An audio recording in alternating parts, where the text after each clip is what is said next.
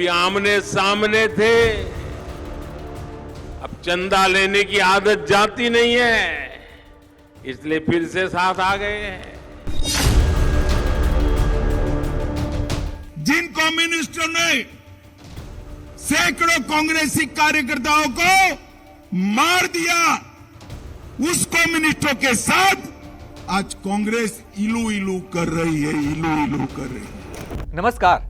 त्रिपुरा जहां की 60 सीटों पर होने वाले विधानसभा चुनाव के लिए सरगर्मी जोरों पर है, यहां पुरानी अदावत को भूलकर कांग्रेस और लेफ्ट ने गठबंधन कर लिया है।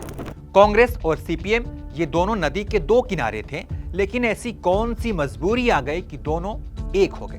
तो आइए इस वीडियो में हम ये समझने की कोशिश करते हैं कि क्या थी लेफ्ट और कांग्रेस के बीच की दुश्मनी, दुश्मन से दोस्त कैसे बने और क्या ये नई दोस्ती फायदा दिला पाएगी चुनाव में। साथ ही त्रिपुरा का चुनावी समीकरण क्या कहता है, बीजेपी किस रणनीति पर काम कर रही है। इन तमाम सवालों के जवाब इस वीडियो में तलाशने की कोशिश करते हैं। लालगढ़ के नाम से मशहूर त्रिपुरा में इस बार सियासी फिजाएं बदली हुई हैं। यहाँ बीजेपी, लेफ्ट और कांग्रेस के गठबंधन के अलावा टिपरा मोथा और टीएमसी भी मैदान में है। एक वक्त था जब सीपीएम और कांग्रेस कार्यकर्ताओं के बीच की सियासी लड़ाई मारकाट पर आती थी। त्रिपुरा में कांग्रेस और सीपीएम सरकार में रहने के दौरान इनके कार्यकर्ता एक दूसरे पर राजनीतिक हत्या का आरोप लगाते रहे हैं। माणिक सरकार के मुख्यमंत्री बनने के बाद कांग्रेस के विधायक मधुसूदन साहा की 2001 में लेफ्ट के समर्थकों ने हत्या कर दी थी। वहीं 2009 में युवा कांग्रेस के तत्कालीन महासचिव मंटू दास की भी हत्या का आरोप लेफ्ट के समर्थकों पर लगा था। साल 1998 में कांग्रेसी कार्यकर्ताओं पर बीरचंद मनु गांव में सीपीएम ऑफिस पर हमला कर 11 कार्यकर्ताओं की हत्या करने का भी आरोप लगा। तो ये है कांग्रेस और लेफ्ट के बीच की दुश्मनी का इतिहास, कैसे इन लोगों ने आपस में मारकाट किया। लेकिन अब दोनों साथ हैं और समझौते के तहत सीपीएम 46 और कांग्रेस 13 सीटों पर चुनाव लड़ेगी। एक सीट पर निर्दलीय उम्मीदवार को समर्थन किया गया है।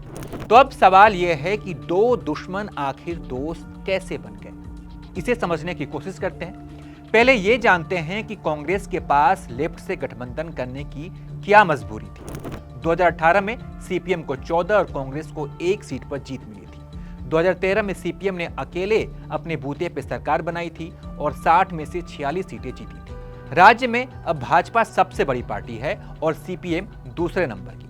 2019 में प्रद्युत देववर्धन जैसे कद्दावर नेता के पार्टी छोड़ने से कांग्रेस के पास चेहरे का भी संकट है। पार्टी के पास कई सीटों पर चुनाव लड़ने के लिए बेहतर उम्मीदवार नहीं है।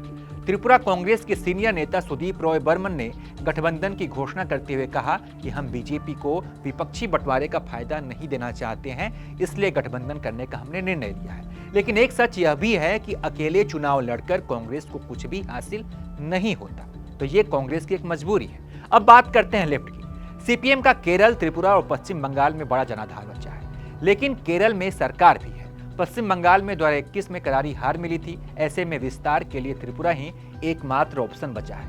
वहीं सीपीएम का आरोप है कि बीजेपी शासन के दौरान उनके करीब 25 नेताओं और कार्यकर्ताओं की हत्या कर दी गई थी, इसलिए बीजेपी को हर हाल में सत्ता से उखाड़ फेंकना होगा। चलिए अब ये जानने की कोशिश करते हैं कि इससे पहले किन राज्यों में कांग्रेस और वाम दल एक साथ मिलकर चुनाव लड़े थे। चुनाव से पहले कांग्रेस और लेफ्ट गठबंधन का प्रयोग पश्चिम बंगाल और बिहार में भी हो चुका है।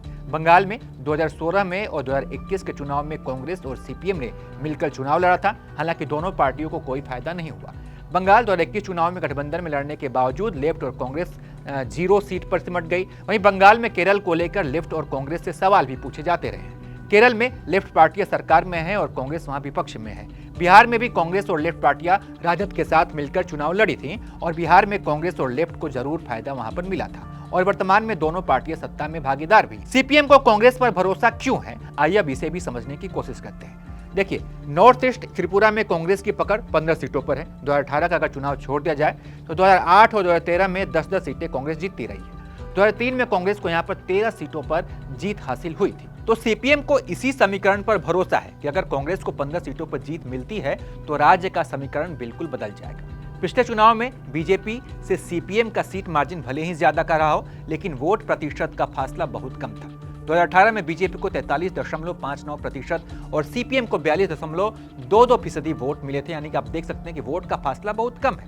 चलिए अब ये समझने की कोशिश करते हैं कि त्रिपुरा में बीजेपी की रणनीति क्या है। त्रिपुरा में 2018 में बीजेपी पहली बार सरकार बनाई थी। 20 साल बाद यहां वाम का किला उखड़ा था और माणिक सरकार को बेदखल कर विप्लव देव मुख्यमंत्री बने थे। हालांकि मई 2018 में पार्टी में विप्लव की जगह माणिक साहा को राज्य की कमान सौंपी गई थी। मुख्यमंत्री बदलने का यह प्रयोग चुनाव को देखते हुए किया गया था। गुजरात, उत्तराखंड और गोवा में भी पार्टी ने यह प्रयोग किया था और वो सफल भी रहा था।